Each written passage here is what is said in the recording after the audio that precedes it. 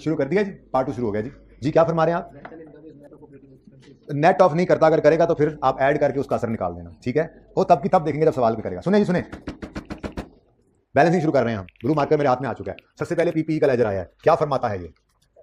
मुफ्त के नंबर ले लो, मुफ्त के नंबर ले लो। ये कह रहा है, बोलो 4।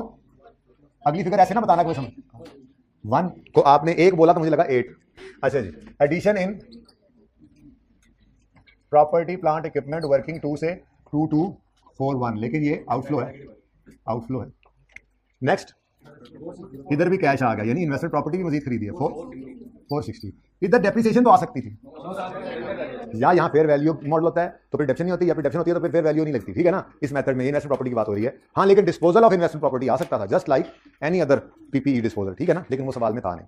तो addition in investment property, sir इतना फजूल सवाल था ये, कसम से बोर हो गए कुछ बच्चे तो, आधी नींद पूरी कर ली उन्होंने।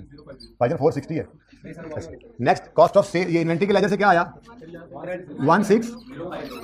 अच्छा प्लीज प्लीज प्लीज प्लीज इधर देखें, ये परचेजेस होती हैं। हाँ लिखेंगे हम परचेजेस ताकि आपको याद रहे ये बात, फिर इसको यूं करके काट देंगे और यहाँ पे लिख लेंगे क्रेडिटर्स। इवन कैश परचेजेस भी होती है तो उनका इन्वेंट्री में डेबिट ही होना है, लेकिन उनको भी हम कहाँ क्रेडिट कर देते होते हैं? क्योंकि हमने यही उसूल बनाया है कि यहाँ पर कितने गया सेल्स टोटल लो, यहाँ पर परचेजेस भी टोटल ले लो, कैश भी और क्रेडिट भी, ठीक है? अच्छा लो जी, ये फिगर आई इधर, सॉरी ये बैलेंसिंग लिखा मैंने। तो इस इन्वेंट्री के लेजर से कोई फिगर निकल के कैश फ्लो में नहीं गई, बल्कि वहां से निकल कर आ गई क्रेडिटर में 16050। ये क्या होती हैं जी? परचेजेस। हाँ लिखा हमने। फिर मैंने कहा यार अगर परपेचुअल सिस्टम टाइप इन्वेंट्री का लेजर बन रहा है तो परचेजेस का तो नाम भी नहीं आता, फिर तो इन्वेंट्री होती है ना, परचेज तो होती नहीं है। तो हमने कहा ये परचेजेस कहाँ पे डेबिटेड है? परचेजेस के अकाउंट में नहीं, बल्कि इन्वेंट्री के अकाउंट। तो ये जरा मैं लिख कर इसलिए काट के लिख रहा हूँ ताकि आपको वो बात याद रहे जो बचपन से सीखी हुई है। इन्वेंट्री के लेजर में ओपनिंग परचेज, फिर cost of sale closing. Creditor के लेजर में ओपनिंग परचेज, फिर कैश क्लोजिंग, ताकि ये बात में कंफर्टेबल रहे। बस किया क्या है हमने? इस परचेज को काट के क्रेडिटर और इन्वेंट्री कर दिया, बस, ठीक है जी। तो कुछ बताता है ये 1801। This is what? This is what? Cash पे टू वर्किंग नंबर 11 में जाके जी 18018, positive negative, paid paid paid, ठीक है? ये पीछे रह गया बेचारा, इसको भी कर दो 29। ये कैश रिसीव्ड फ्रॉम कस्टमर्स है, डेटर्स ना बोला करो। वर्किंग नंबर 6, ब्रॉडर टर्म है कस्टमर्स, 29500 पॉजिटिव रिसीव्ड। मत जाना अच्छा चलो जाओ। अच्छा जी नेक्स्ट, ये हो गया मेरा बैलेंसिंग हो रही है, चलो निकलो यार। ये हो गया एक्सपेंसेस। एक्सपेंसेस में 2 फिगर्स मिसिंग है ना, कैश भी नहीं एक्सपेंस भी नहीं। एक्सपेंस सही होकर आना है, आगे तो कुछ भी नहीं है ना। 750, 40 और 24, सिर्फ ये आपने माइनस करना है। सही वाली फिगर बताएं। ये सही वाला एक्सपेंस आ गया 7673, स्टार लगा के बता दिया हमने। ये आपने पर्चे में लिखना, ये लॉस इंपेयरमेंट है, बस आपने माइनस करके फिगर लिखनी है वहां पे, तो आपके लिए मैंने लिखा हुआ है, ठीक है? तो डेबिट साइड पर कैश आता होता है ना, तो बैलेंसिंग फिगर आ गई 59। Cash paid for expenses, working number 5, 7459, positive negative, paid outflow. शक्ल में ऐसे बनाई नहीं समझ आ रही ऐसी? तुम फिर बोलो। मुझे लग रहा है कि बाकियों को भी यही मैसेज आ रहा है कि कुछ नहीं कहना इसमें, तुम्हें निकाल ही देना चाहिए पीछे। चलो कैलकुलेशन की हद तक इजाजत है तुम्हें, बोलो। कैश 1200, दूसरा कैश भी निकाल लो, एक ही बार चलते हैं, पता है आपको कैपिटल। ये तो मैं कहता है इकट्ठे ही बना लिया करो इनको जी। 360, तो असल में तो 1560 ही लिखना था, इकट्ठा ही लिख रहे थे, लेकिन चलो अब क्या हो सकता है, वहाँ लिख ला अलग अलग, यहाँ पे इकट्ठा लिख लेते हैं। Capital raised, capital invested, shares issued, right issue, कुछ भी लिख दो, कोई मसला नहीं। हाँ क्या जी ना, अलग अलग बताओ। 1200, अब यहाँ पे जरा वर्किंग अलग की होना, 360। ये वर्किंग नंबर 7 से और 8 से 1560 पॉजिटिव। ओके, ये भी डन, ये भी डन, ये भी डन, इसको भी करो डन। किधर? डेबिट साइड पे। ये क्या है? तो ये क्या हो सकता है भाई? देखो नॉर्मल 4 ही चीजें होती हैं, रिवैल्यूएशन सरप्लस वगैरह होता है, जनरल रिजर्व की मूवमेंट होती है, या शेयर इशू होने पे ये डेबिट होता है। जो भी चीजें हैं वो सारी अब नॉर्मल चीजें होंगी तो सवाल खुद बताएगा। जैसे बोनस शेयर्स एक बार सवाल में आ गए थे, हमने पहले डेबिट कर दिया था, वैसे रिवैल्यूएशन वगैरह बता दे हम कर देंगे। तो आज तो ऐसा कुछ भी नहीं सवाल में बताया, तो 4 चीजें तो नॉर्मल वाली पूरी करो ना। इसकी नॉर्मल 4 चीजें कौन सी हैं? ओपनिंग, पैट, डिविडेंड, क्लोजिंग, जो नॉर्मल रूटीन की 4 चीजें। तो ओपनिंग आज इस तरफ पड़ा है, फिर पैट, फिर क्लोजिंग, अब बैलेंसिंग इस तरफ आ गया, तो अगर इधर आता तो फिर परेशान होते, कुछ सरप्लस तो नहीं था जहाँ से ट्रांसफर हुआ, जनरल रिजर्व से तो नहीं आया, अब तो इस तरफ आया, ठीक है। लेकिन आज फिर मैं ज़बरदस्ती क्या करूँगा, डिविडेंड पेएबल लिखूंगा और एक लेजर एम ही बनाऊंगा ताकि आपको याद करवा सकूँ ये बात। ये जी डिविडेंड पेएबल में जाएगा, ये वो डिविडेंड है जो अनाउंस करते हैं, तो एंट्री होती है retained earnings debit dividend payable credit. कितना निकला जी? 1200। अब मेरे प्यारे बच्चों, सवाल में कहीं पेएबल था डिविडेंड? अगर होता तो फेस पे लाजमी है वैसे ही दिखाना, उसका कहीं छुप भी नहीं सकता था, वरना बताता वो, ठीक है। अब कैश की फिगर क्या आएगी? अब अगेन मैंने आपकी प्रैक्टिस करवाई है, आज इस सवाल में इस लेजर की कोई जरूरत नहीं थी, पर्चे में बेशक मत बनाना, नजर आ रहा है सवाल की तरतीब क्या है ना, देखो आप रिटेन डिविडेंड निकला है। अब आपने अगली चीज क्या देखनी है, सवाल में कहीं डिविडेंड पेएबल का जिक्र है?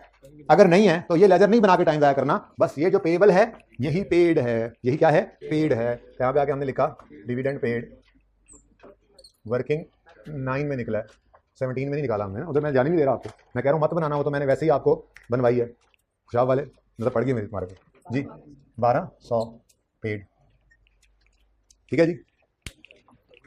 अब क्या रह गया यार, कुछ भी नहीं रह गया यार, कुछ भी तो नहीं रह गया। लॉन्ग टर्म लोन का लेजर बैलेंस हो जाएगा। अच्छा देखो, दोनों तरफ बैलेंसिंग आ सकता है, अभी भी सुनो, अगर इस तरफ बैलेंसिंग आ जाए तो परेशान नहीं हो जाना, पहले पेमेंट आ तो गई है भाई, हो सकता है किसी और लोन की पेमेंट हो, वो आ सकती है, इससे परेशान नहीं होना। हाँ वो अलग बात है कि यहाँ पर क्रेडिट साइड भी आ रहा है बैलेंस, चेक करो। अब ये नहीं कह देना ये क्या बात हुई, उधर लोन रीपे कर रहे हैं इधर ले रहे हैं, भाईजान कई लोन्स हो सकते हैं ना, हो सकता है कोई नया लोन लिया हो, पुराने की किस्त भी वापस की हो, इससे क्या फर्क पड़ता है। तो ये दोनों चीजें परेशान होने के लिए नहीं है, बस जो फिगर है उसको लिखो, बस टेंशन नहीं लेनी पर्चे में, काम है जी।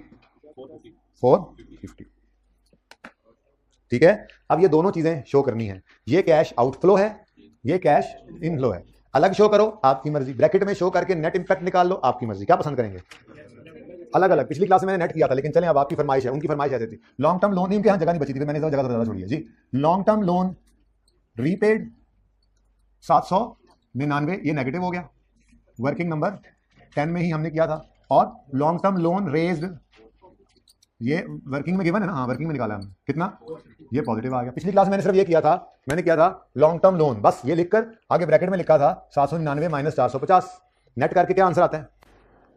पेमेंट ज्यादा है ना, तो नेट में जो आंसर आया था वो मैंने नेगेटिव शो कर दिया, और यहाँ पे ब्रैकेट में वर्किंग वो दोनों शो कर दिए थे ना, ठीक है, 799 और 450, तो टाइम बच गया, ठीक है। ऐसा भी आप कर सकते हैं, ओके, करके दिखाऊंगा, यही ठीक है। अच्छा अब यार ये ऐसे ही मैंने लिखा था, जरा आपका कल रिवाइज हो जाए जरा, कि ऑपरेशन से ऊपर वाली कहानी थी, एक सवाल भी बच्चों का आया इधर से, ठीक है, छोड़ो आप इसको, हाँ बस अपना टोटल करो एक ही। ओहो टैक्स पेड है, ओ एडवांस ऑन कस्टमर भी है, देखा ना, ये वाले लेजर बड़े बदतमीज रह जाते हैं ना, इसलिए मैं बड़ा परेशान होता था पहले, याद है आपको। लोन्स का लेजर हो गया बैलेंस, डिस्पोजल हो चुका है, रेंटल इनकम हो चुका है, इंटरेस्ट हो चुका है, डिविडेंड हो चुका है, टैक्स और एडवांस रह गए हैं 210 रुपए। ये क्या होगा? ये भाई जी वही कैश है जो आपने एडवांस में रिसीव किया दवा कस्टमर से, जिसके अगेंस्ट गुड्स देनी होंगी आपने। ये देखो इसकी एंट्री क्या हो रही है, cash debit advance from customer credit, तो ये कैश की फिगर है। अच्छा अब ये ऑपरेटिंग एक्टिविटी है, गुड्स के लिए एडवांस लिया आपने, ठीक है ना, तो फिर इसको यहीं पर आके लिख दो, बस कोई मसला नहीं, लिख दो कैश रिसीव्ड एज एडवांस, कुछ भी लिख दो, कोई इतना, cash received as advance from customers, बस एडवांस काफी है। कौन सी वर्किंग में निकाला आपने जाके? 12 में। कितना निकाला है? 210। एडवांस रिसीव किया है, कैश इनफ्लो है, आप पे लायबिलिटी है, लेकिन कैश फ्लो तो पॉजिटिव कैश शो करेगी ना, कैश तो आया है ना, बन लायबिलिटी गई है, ठीक है। ब्रैकेट में भी कर सकते हैं इस तरह के काम, आसान लेजर नहीं बनाना हो तो 250 माइनस 40 कर देते आप। आई कैप तो ब्रैकेट में ही सारे लेजर बनाता है, ये तो हम बना रहे हैं, आज नहीं नहीं की तुमने, हमारे भाई ने भी नहीं की, देखो चेक करो, अब ये सो गया। आपको मुबारक हो, आप पूरे 5 मिनट सो लिए क्लास में। किसकी? Cash debit advance from customer credit,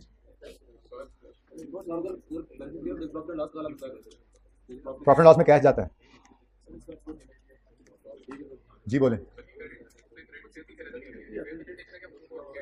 ji ji ji, fair presentation, और मैं अनफेयर प्रेजेंटेशन सिखाता हूं। यहाँ पे हमने लफ्ज इस्तेमाल किया है, देखें आपकी वर्किंग डेटर की कहीं नहीं जानी होती, यूजर के पास आपका डेटर का लेजर नहीं जाना होता।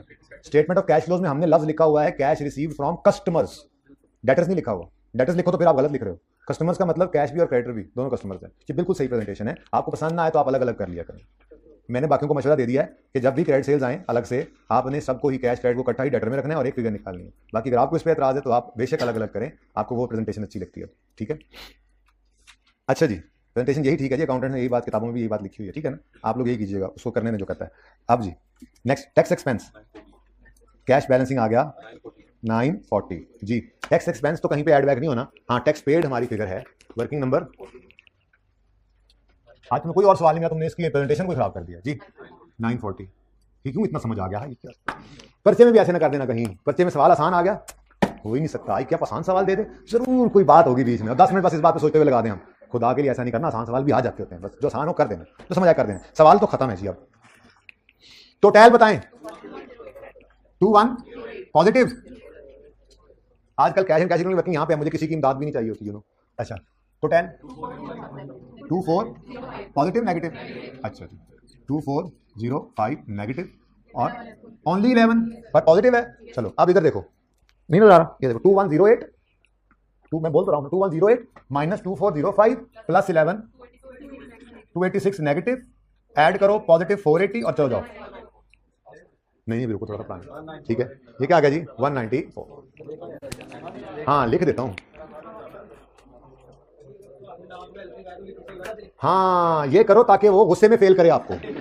भाई ने कहा चाहे 194 नहीं आ रहा हम यही ना उठा के लिख दें, तो उसने कहना है मुझे पागल समझा है, मैं बेवकूफ हूं, मुझे पता नहीं चलता, मैं रोटी को चोची कहता हूं।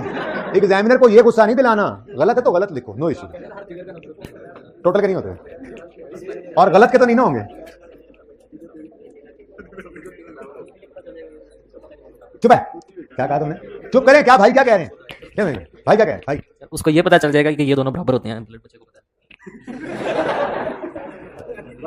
जो आंसर आए बैलेंसिंग का लफ्ज लिखने का मतलब ही ये है, यहां पर बैलेंसिंग लिखने का मतलब ही ये है कि ये इन दोनों का बैलेंस है, ना कि ये वाली फिगर है, तो बैलेंसिंग ही लिखना है।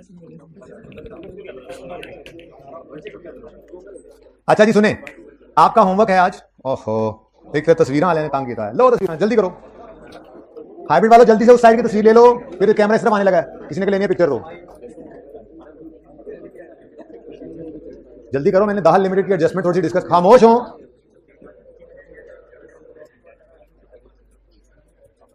चुप कर जाए, खामोश हो जाएं जी प्लीज, मिन्नतें कर रहा होता है उस्ताद, बेशर्मों की क्लास है। एक तो यहाँ पे कह रहा होता है बेटा, ऐसे मेरे दिल में कह रहा था तुम उस्ताद लाया कि नहीं, पहले तुम्हें बंदा ला सके। अच्छा जी सुने, आज जुमे, वो असल में ना एक बंदे का मैसेज में सिर्फ जुमे को आता है, तो आज उसका एकदम मैसेज आया तो मुझे लगा शायद जुमे। अच्छा जी हमारे एक दोस्त हैं। अच्छा जी सुने सुने सुने सुने, आपका question bank number 3 universal limited, वो अब आपका होमवर्क है, उसकी डिस्कशन अगर किसी ने नहीं सुनी थी तो मैंने पूरा पार्ट 2 ही अपलोड कर दिया था कल, उसमें सिर्फ 30 नंबर की वो जो डिस्कशन है उसमें सिर्फ इसी सवाल को डिस्कस किया हुआ है, ठीक है जी। और इसके अंदर ये एडजस्टमेंट भी डिस्कस की थी और इसका लेजर बनाया था ये वाला, ये भी मुश्किल एडजस्टमेंट थी, तो इस डिस्कशन को दोबारा सुन लीजिएगा, ये सवाल होमवर्क में कीजिएगा, ठीक है। अच्छा जी, अब दाहल लिमिटेड ओपन करें, क्वेश्चन 16 होमवर्क में था आपके, तो उसको जरा देख लेते हैं उसमें क्या मुसीबत। आसान है लेकिन उसमें ना बस एक टेक्स्ट की एडजस्टमेंट समझानी है, वो समझ लें फिर ट्राई कर लीजिएगा। ये वाली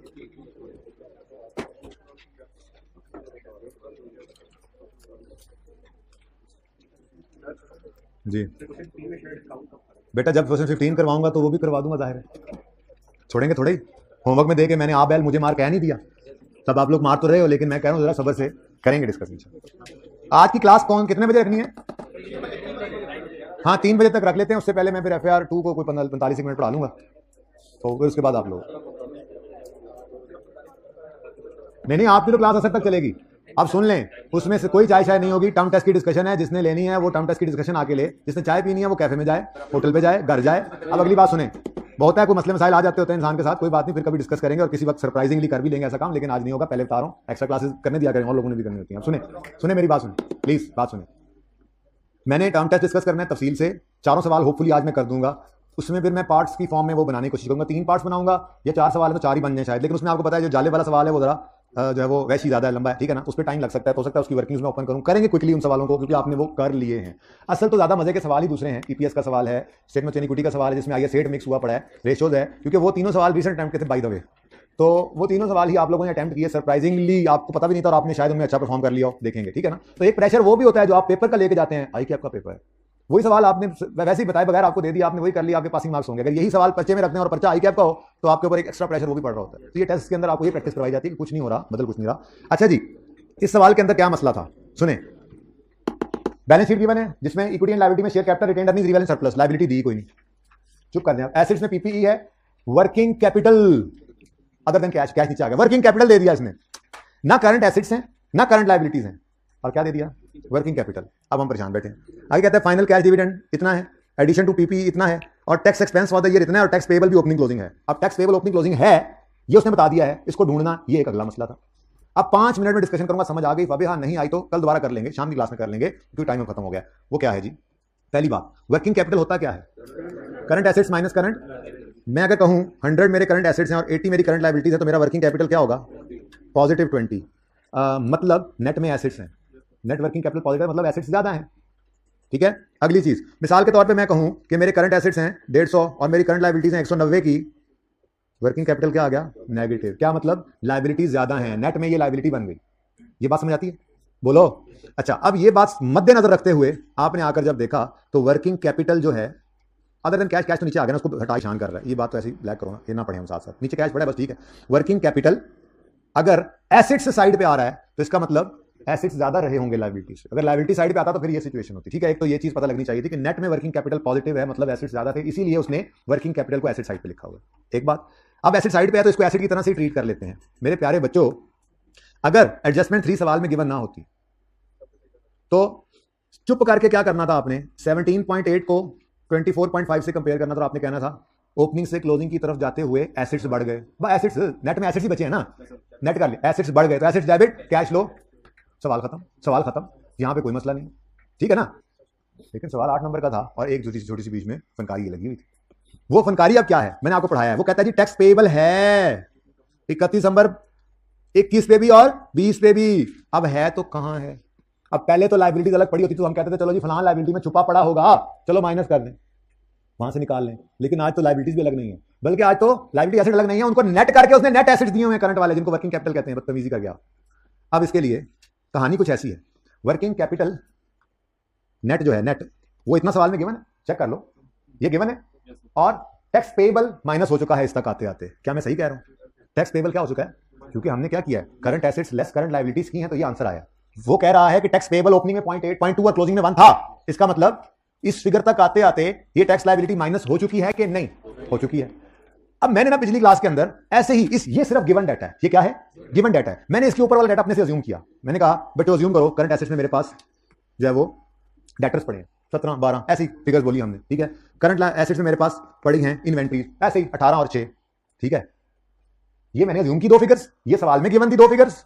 और फिर मैंने कहा अच्छा, मैं अज्यूम करता हूं डाटा, मैंने कहा अच्छा बैलेंसिंग फिगर निकालो। मैं कहता हूं कोई और लायबिलिटी बना लेते हैं, तो बैलेंसिंग फिगर निकली, मैंने कहा ये मेरे पास क्रेडिटर्स पड़े हैं। इस तरह से मैंने ये डाटा बनाया। यानी ये जो येलो डाटा है ये अज्यूम्ड है सारा, ठीक है। सवाल में सिर्फ ये गिवन था, लेकिन ये बनाया किस लिए? ताकि आपके सामने वो शक्ल बन जाए जिस शक्ल की बैलेंस शीट नॉर्मली, हाँ ठीक है, करंट लायबिलिटीज नेगेटिव साइन के साथ नहीं होती, वो करंट लायबिलिटीज अलग पड़ी होती हैं, आप उनको फिर यहाँ पे नेट करके मैंने शो कर दी, सिर्फ ये फर्क है। अब मेरा सवाल, यानी अगर मैं बैलेंस शीट बनाई हुई होती, मैंने बैलेंस शीट अगर हमारी होती, बैलेंस शीट के अंदर एसेट साइड पर करंट एसेट्स की बात सिर्फ कर रहा हूं। करंट एसेट कौन कौन से आ रहे होते? इन्वेंट्री और डेटर्स। कितने जी? इन्वेंट्री तो डेटर्स कितने जी? बोलो, बोल दो। इन्वेंट्री ओपनिंग क्लोजिंग दोनों लिखेंगे, जाहिर सी बात है। 18 और 6, 12 और 17, ठीक है जी। और दूसरी साइड आ रही होती है, आपको पता है, इक्विटी एंड लायबिलिटीज की। तो उसमें बाकी सब कुछ मुझे कोई नहीं लेना देना उससे, उसमें सिर्फ करंट लायबिलिटीज में लिख रहा हूं। ये भी मैंने अज्यूम किया। क्रेडिटर्स कितने हैं जी? 4.5 और 5, ठीक है जी। ये क्या है? 21, ये क्या है? 20, ये क्या है? 21, ये क्या है? 20। ये बैलेंस शीट की हमारी एक्सट्रैक्ट है, ठीक है ना। अब इससे उन्होंने नेटिंग की और नेट करके फिगर बता दी वर्किंग कैपिटल की। ये कहानी समझ आ रही है अब? अच्छा, अब अगला मसला आता है। वो मसला ये है कि टैक्स का तो हम अलग से लेजर बनाते हैं। अगर मैं टैक्स वाली एडजस्टमेंट को इग्नोर कर दूं तो उसका असर तो वर्किंग कैपिटल में पड़ा हुआ है, और इसी पड़े हुए फर्क वाली फिगर को अगर मैं ले गया ऑपरेटिंग एक्टिविटीज में तो वो तो गलत हो जाएगा। तो अब इसका असर मैंने निकालना था। अब मुसीबत ये पड़ी कि आज तक लायबिलिटी में लायबिलिटी पड़ी है गलत, निकाल दो जी, माइनस कर दिया। जाके बैठे हम बात कर रहा हूं, आज तक एसेट में एसेट पड़ा है, हमारे हिसाब से वो नहीं होना चाहिए तो निकाल दिया माइनस करके। लेकिन आज मुसीबत ये है कि रिजल्टेंट फिगर ये है जिसमें ये पड़ा नहीं है, बल्कि इस फिगर तक आते आते ये क्या हो चुका है? माइनस। अब अगर मैंने इसका लेजर बनाना है, वो तो बन जाएगा। लेजर तो 1 मिनट में बनना था। आपने कहना था जी ये ब्रॉड डाउन है, ये नंबर भी नहीं मिस होने देनी, 8 में से 7 फिर भी आ जाने थे, ये फिगर गलत होती, 6 फिर भी आ जाती। ये तो आपने ओपनिंग क्लोजिंग सही लिखा था, एक्सपेंस भी दिया था, कैश भी निकलना था, वो नीचे लेस भी कर देना था आपने, ठीक है। तो ये तो 0.2 है ना, और ये क्लोजिंग ये तो आपने लिख लिया। अब मसला ये लेजर तो आपने बना लिया है, क्या ये फिगर आपने सही कर ली है जो उसने दी हुई थी? ये सारा डाटा मैंने कहा जी मैंने अज्यूम किया, ये कोई नहीं था आपके सामने, आपने सिर्फ ये बस ऐसे दिमाग में सोचना था। तो ये कहानी थी कि यहां तक आते आते ये क्या हो चुका है? माइनस। अब मैं चाहता हूं इसका लेजर अलग बने, वो बन गया। मैं चाहता हूं वर्किंग कैपिटल में से इसका असर निकले, तो आज क्या करना पड़ेगा? आज ऐड करके असर निकालना पड़ेगा, क्योंकि मैंने पहले कहा लायबिलिटी में इंटरेस्ट पेएबल ट्रेड पेएबल में पड़ा है, क्या करो? निकाल दो। लायबिलिटी में लायबिलिटी पड़ी थी, निकाल दी। इंटरेस्ट रिसीवेबल अदर रिसीवर्स में पड़ा है, हमने कहा निकाल दो, एसेट में एसेट पड़ा था माइनस करके निकाल लिया। लेकिन आज मुसीबत क्या है, इस फिगर में ये पड़ा नहीं है, बल्कि इस फिगर तक आते आते ये माइनस हो चुका है। अब इसका असर निकालना है तो क्या करना पड़ेगा, तो यहां पे मुझे एक वर्किंग, मैं यहां से शुरू करूंगा ना, ये मेरी वर्किंग होगी, वर्किंग नंबर फलां, ऊपर वाली सिर्फ कहानी थी, ठीक है ना। हम वर्किंग यूं करेंगे, वर्किंग कैपिटल जो नेट गिवन है ये ऐड टैक्स पेएबल। बेटा जितनी देर से मैं क्या बता रहा हूं आपको कि उन्होंने यही बताया हुआ है, आंख लगी होगी, ठहर जाओ मैं फिर बता देता हूं इसको। एक मिनट, इंक्लूड लाइन के बैगर।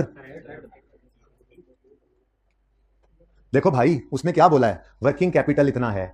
मैंने आपको यहां से समझाना शुरू किया बात, वर्किंग कैपिटल नेट में एसेट्स ज्यादा हो तो पॉजिटिव आता है, यानी एसेट ज्यादा है, एसेट हुआ, और अगर नेगेटिव तो लायबिलिटी हुई। अब हमारी बैलेंस शीट के अंदर जो वर्किंग कैपिटल नजर आ रहे हैं वो एसेट साइड पे आ रहे हैं, मतलब सिचुएशन ये रही होगी कि एसेट्स ज्यादा होंगे। फिर मैंने ये सारा डाटा अज्यूम किया और ये उसने बता दिया हुआ है कि टैक्स पेएबल है, तो मैंने कहा उसने जो ये फिगर्स निकाली हैं उस तक आते आते ये माइनस हुआ होगा। वैसे तो नहीं आ सकता ना, हाँ एसेट्स लेस लायबिलिटी ही वर्किंग कैपिटल होता है ना, तो लायबिलिटीज के अंदर वो कह रहा है टैक्स पेएबल भी है, बाकी सारी चीजें हैं, हमें उससे कोई लेना देना नहीं है, ये है इससे हमें मसला है। तो इसको रिवर्स करने के लिए क्या किया हमने, ऐड किया, इसका लेजर अलग कर लिया। अब ऐड करने के बाद ये आ गई 18 और ये आ गई 25,000 या 5 की फिगर। शादी आ जाए, आप आ जाए, कोई मसला नहीं है, तशरीफ लाएं आप, बिस्मिल्लाह।